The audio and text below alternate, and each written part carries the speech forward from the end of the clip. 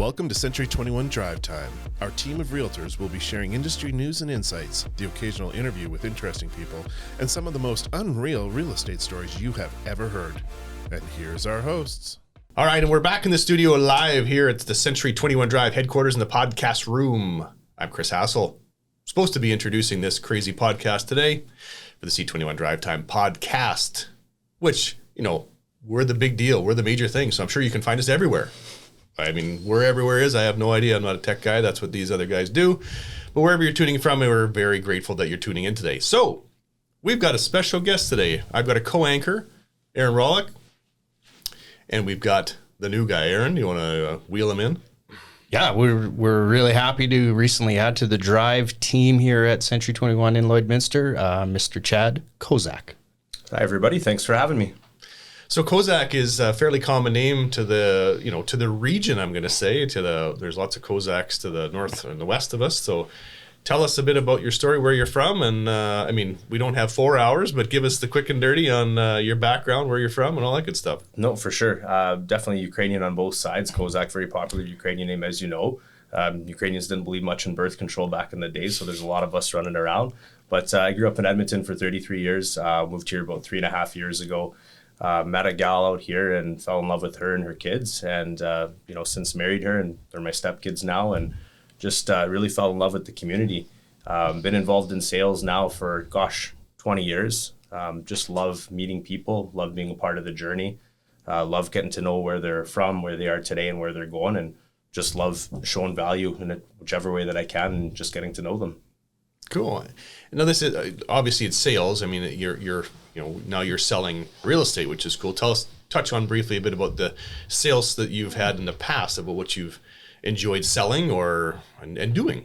Yeah, I think for me, I came out of high school and wasn't sure what I wanted to do. I actually wanted to become a cop or a teacher. We were the two ways I was thinking about going. I ended up getting a job at Future Shop. Kozak, sorry to interrupt, but father-in-law, family of RCMP, my wife's a teacher. I think you probably made the right choice. That's a dangerous game to play. Well, I stopped growing when I was 18, so I was 5'7" forever. So I figured, I don't know if I was making the best route. It was kind of like becoming a basketball player at that point for me. So I really fell in love with sales. I got involved with Future Shop. A gentleman by the name of Morris Sacamano, who's actually still my mentor today. He believed in me from day one and really kind of pushed me up the ladder of getting to know sales and sales management and people. And I remember it clear as day, probably about 6 weeks into me knowing him, he just handed me the keys and phone and said, "You're running the place for the next 4 hours." And I thought he was crazy, and I had no idea what he was doing at the time. And I just couldn't fathom why this gentleman who's in his mid-30s that is just wonderful with people, wonderful with business, would trust me with his store. And, for me, he seen joy in pushing people and teaching people. And it's, now that I'm that age now, I understand it because I take a lot of joy in teaching sales, seeing other people successful. I really enjoy now just meeting people, seeing them happy, seeing their careers succeed.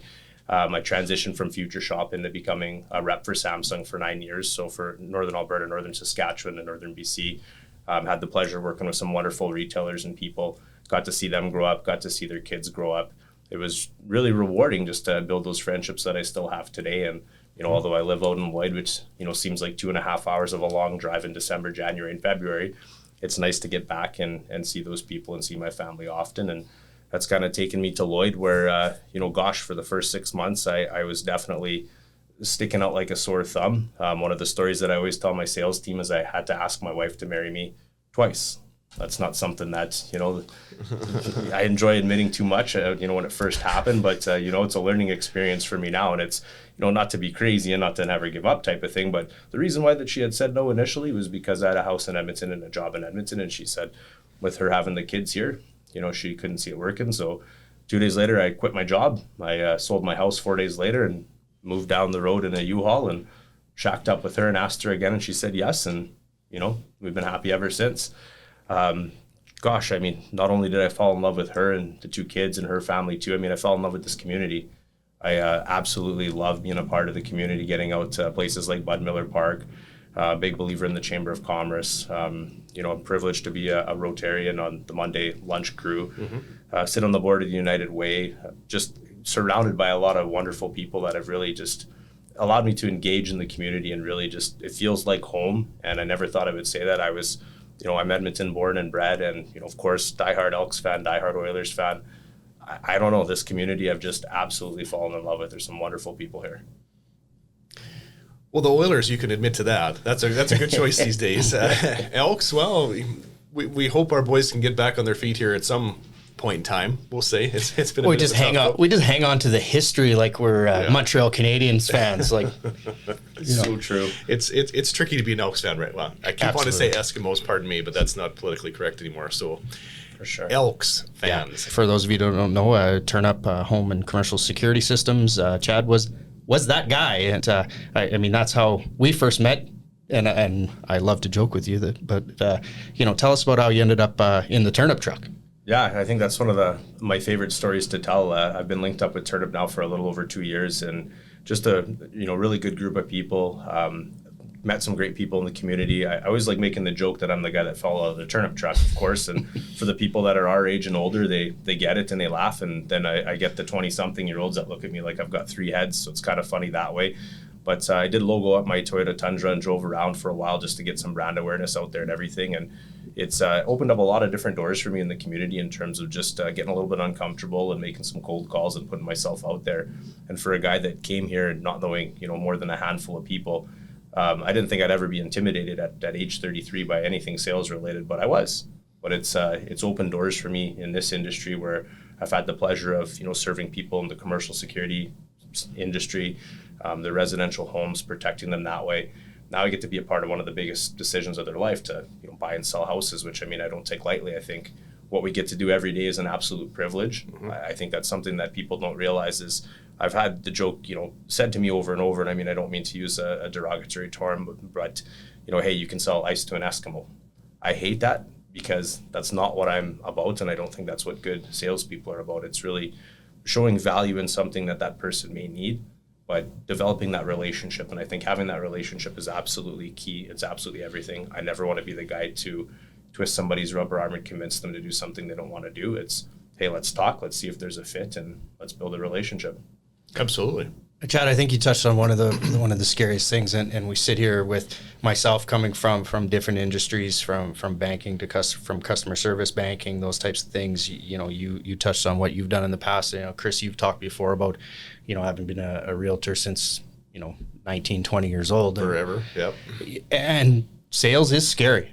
That is probably the greatest thing we deal with every day, is getting over that fear of meeting people, of providing information, of being that trusted advisor. And that's good for you to admit it. That's one of the things that we talk about often in our sales meetings is you got to get over that fear of putting yourself out there. I think, Chris, you'd agree with that, having been here longer than anyone. Putting yourself out there, number one, or rejection, number two. Because not everybody needs our products or services right at this time. Well, I guess rejection's probably not an issue. If your wife said no the first time and you went back for another ask, still a happy ending. Boy. Well, but you need that for sure, because it's in this business, and I'll pat you on the back from what you're doing currently to transitioning to us. You said you're door knocking, you're cold calling. Those right now in what I'm going to call in today's day and age is difficult. 10, 20, 30 years ago, someone knocked at their door, they'd probably ask in for a coffee and see how you're doing. Now, you don't know if you're going to get a bat swung at you or if, you're going to get someone say, get the heck off my property or I'll call the cops. So, to have the intestinal fortitude, I'm going to call it, pat you on the back. If you asked her twice, good on you. I'm assuming you'd asked her 10 times till you got a yes. I would have asked her 100 times. Yeah, which is fantastic. So sales is sales is sales. Yeah, I tell my kids that, my wife that, I say everything's a negotiation, everything's sales. I don't care who you are, what you do, it's all the same stuff. So, well, I think a lot of things we do, getting over the initial fear. We talk about it, us sitting in this room. The first time we did our podcast, we were scared to death, and we kind of stuttered and stammered our way through it. And no different than the amount of social media things we do is putting yourself out there. And I guess from the two of us that are kind of the central figures here at Drive, I hope you're ready for it, and I think we truly believe that you are. So fire it up. It's going to be a good time. Yeah, which leads us to our next question: why real estate?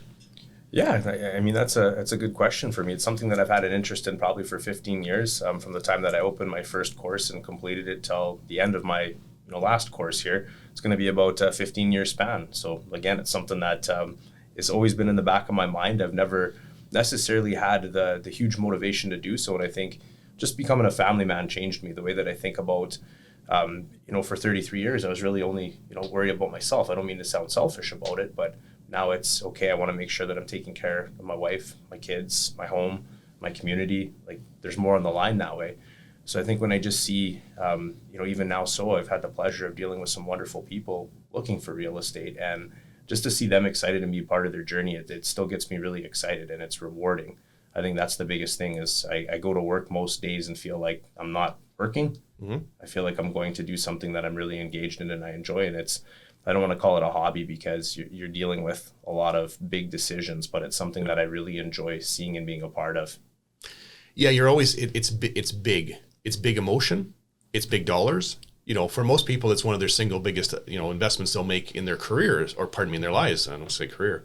So you're right. We get to deal with a lot of stuff, and that's the fun and the unfun part of it is we get it all. And we're trusted advisors, no different than a person's doctor, lawyer, dentist, accountant. We're right along the side there, saying we're one of the people that need to be in everybody's repertoire of support. So to want to tackle that and to take that on, I mean, that level of engagement, and B, solely commission sales. Aaron talked about, when people look at this industry from the outside, it looks like we're rock stars and all we do is drink coffee and drive fancy cars and cash checks. So it's like, but on the flip side of it, every month starts at zero. And, that's for most, that tips them over right there. They'd say, holy man, I got to have a steady paycheck to do what I do.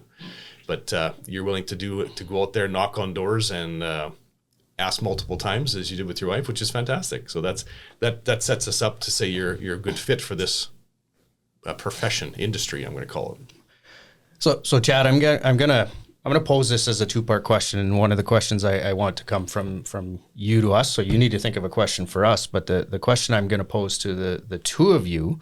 And I'm going to start with Chris to give you a little bit of time to think about it. Is if you had to sum up the most important quality of a realtor, now we got 27 years versus 6 months. In a word, the most important quality that we need. And Chris, you get to go first. That's easy. Trust. This is 1,025% trust business, and if you don't have that, you don't have a business. People will look to us for advice, expertise. We're helping them place capital. We're helping them get to a place that they will raise their family in. They might invest their money in, be it from investment properties. So we're talking about their present, which might be their family home, their future, which is investment, the whole works. If you break that trust, you're done. And, as a newer, member of the Drive team, that's, that is probably the most important bedrock to what we build on. And without that, we have nothing. Because you're right, it's a purely relationship business. That's all there is to it. So, well, I'd say Chris copied my test. He took number one. My shoulder and took my number one. I would say, if I had to pick a number two, empathy. I think the ability to put yourself in other people's shoes and kind of understand where they're coming from, where they've been, where they are today, where they're going. I think that's super important, just to understand their story. I think it just allows you to connect with them on a more personal level and just build that relationship that's meaningful. So it's not just a transactional kind of one-night sales stand, so to speak. Yeah, it's looking at that thing. Whenever we take on a client, and I say we as the team, the group, is to say we're not just selling this one today. We want to sell this to you and take care of your needs here. Down the road, when you need to do something different, if you have family or friends, that you put your trust in us to be able to help them out too as well. So it's not just, you're right, it's not just the old one night stand, I sold them something and now I'm gone. This is we want to run the gamut, the distance, and that's hugely important. We talk in our sales meetings a lot with the staff and the team here is we before me. And in my mind, that translates right through to the people that choose to do business and work with us, because they become part of that we. I mean, I'm not taking people out to show them houses and get them into their next move or their dream home, their investment home, just for my benefit. I mean, when they come in the door, when they phone us, as soon as we pick up the phone, they're part of our team. They're part of the Drive team, and we want to make sure everyone involved is happy and has an excellent experience. Yeah. Team/family, either or. which gets us to our third piece of the puzzle, which is why us? I mean, there's choice out there. Not going to lie to you. We think that we're the only company in town, and we, but haha aside, it's there's choice out there. You were with another company previously, but what brought you to the Drive team? I think there's a lot from the outside looking in. I mean, somebody that's newer in the industry, you can start off intimidated because it's like an all-star team over here, and I can sit in the corner with my tail between my legs, or I can jump in and get engaged and learn something from each and every one of you. And hopefully with doing so, then I can teach you a couple things too, I hope. So it's nice that way to have some value back and forth. I love the name in the community. Everybody knows C21. Everybody knows C21 Drive. I think that the trust is been built there in the public. I also, Morris Sacamano, I'm going to mention again, he always told me, never be the smartest person in the room. Not that I ever claimed to be, wherever I was before, but to challenge myself with people that know more than me about the industry, people that can teach me, mentor me. I also want to refine my skills because I hope to one day be able to pass those on to, somebody else that walks through the door and joins our team that is just starting. Because I think that, hey, it only means something if you're able to pass it on and teach and be a part of that team. And it's really cool to be part of a team atmosphere here in Lloyd. Ever since I got out here, it's been mostly during COVID, and mostly everything's been kind of remote and over Zoom, and I miss that interpersonal connection. I think to do these types of things, have sales meetings, share best practices, there's a lot of value in that for me. And I'm 37, but I want to keep learning each and every day. So yeah, thank you for having me. I'm definitely up for the challenge. Yeah, you know what? It's fun to be it's in this industry. You learn a lot being, we kind of think it's a classroom learner, where you just, you show up every day, you hear what's going on. Yesterday, we included you in a listing shoot and some stuff like that. So we can jump you into the deep end of the pool and get, you may feel a little uncomfortable for a day or two, but we'd rather do that than you being sidelined and learn the hard way, which is, there's a lot of depth of knowledge in this business, and it takes a long time to build up product knowledge. Relationships, you've already got that, but the product knowledge is the big one. That's kind of phase 2, which is the next phase you're entering into right now, which is kind of the cool part. So for sure. Any questions for us? I mean, Aaron had said he challenged you and I, so you get to challenge us back. Yeah, I guess what got both of you into the industry, and what are you liking about it today? And I guess, how do you keep scratching that itch and making it new each and every day so that you just keep, I guess, as engaged as you were on day one? You go first. I'll let you go last.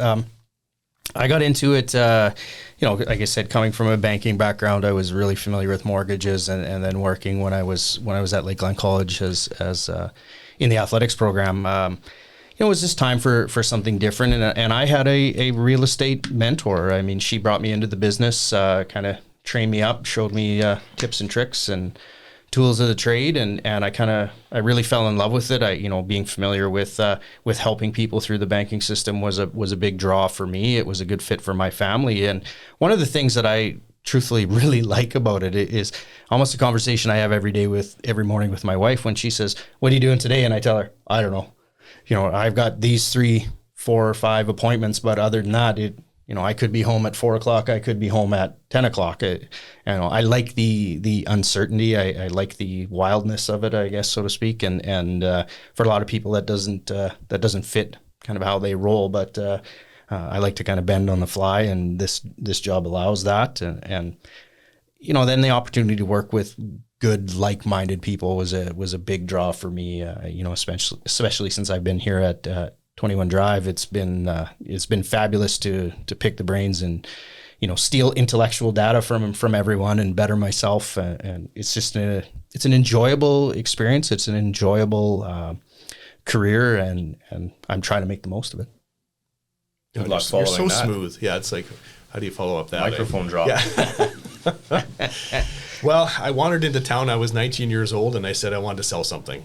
And it was like, okay, what could I sell? Cars, insurance, real estate. And I had another family member in the industry. So I said, would you take me on? And they did. So a lot of what Aaron just touched on, I mean, the flexibility, the uncertainty, no 2 days are the same. I still like to get out and get moving, which means I can't sit behind a desk all day. I cannot. And commission sales scares them to death. And I was always intrigued by it, because I said, okay, I start every month at 0, but no one can tell me when to stop. Because I always thought, if I worked the same amount as you did, Chad, in let's say a company, in a large corporation, But let's say I upped my production and I did twice the amount of work that you did, and we both got paid the same. That never computed with me. I came from the farm where hard work was the bedrock of what we did. So if I worked hard, I wanted to hopefully be remunerated for it, take care of people. So at 19, the fun part is now I'm pushing 50. Oh, did I just say that? You are. Oh my God. I get to take the people that I've sold then, I get to sell, I've sold them. Then I sold their transition house when they grew their family. Now I'm selling the kids. So that's the wonderful part. If it has legs, is you can say, here's multi-generational, where if we've done the right things for people, they'll come back. And that trust and that relationship is key to me. So do I have clients? Yeah, but I have friends. And that's the big thing, is to say, you can go and have fun and sell their property. Yeah, it's the highest highs, the first time home buyer, the first, you give them the keys and it's the first one they've ever had, or the lowest lows. Grandma had just passed and everybody's sad. So you get to be there in the good times, the bad, but you're a trusted advisor and a friend. So that's the big thing that drew it to me. And I didn't want to be in something that I was selling and have a negative connotation on my name. For sure, like security sales. So, and here I am. I'm a one-trick pony. My resume is pretty dull. Farm labor, realtor. That's it. That's all I got. So I don't know if that's good or bad, but it is what it is. So that you've got to know Chris over the last few months, and I've giggled about this before, but can you truly picture Mr. Fancy Pants here as a farm laborer? Not at all. I would be the worst farmer in the world. I could not picture Chris doing it. I didn't believe it. Yeah. Truthfully, I've met Chris's parents and confirmed the story with his dad that he actually didn't half-ass it on the farm. He carried his weight. Yeah, there you go. So that's that's a good thing. I just can't picture in the coveralls getting her done. Yeah, it's a lot of people are shocked at that. You grow up on a cattle ranch, it's it doesn't always, you're not dressed the prettiest and doesn't always smell the best either. So it's we didn't run a hog operation, which I think is the worst smell in the world, but I mean, hey. But you know what it does? It teaches you work. It teaches you to care for things. When you're in agriculture, that's you're taking care of other lives, and that's what this business is all about too. It's such a big part of our area too, in our community. So yeah, absolutely. I mean, oil gets a lot of the limelight. I mean, we're obviously a large oil town, but the ag roots that are here run deep, and that ag industry is always here. We take it for granted. Where when the oil field's flying, and it's high flying, which is fantastic. But ag money, steady money, and it always comes into our community, and it's definitely a big part of where we came from. For sure. No, it's interesting, just listening to you both. I think one of the things that stands out is just how engaged you guys are after, a few years in the business. That's good to hear and good to see. And one thing that stuck out to me about your story, Chris, is just the referral portion of things. I think that's the kindest compliment you can ever get as a salesperson, is a referral. And I think that's one of the things that I absolutely love about just sales in general, is when you do get that and someone else is, singing your praises for good reason. It's really cool, because at that point, you're right, it's not just a client anymore, it's also a friend, and it means a little bit more. And it's fun to get the compliments and the thank yous and but it's also when the deals, let's say, are difficult or complex, that's when the heavy lifting starts.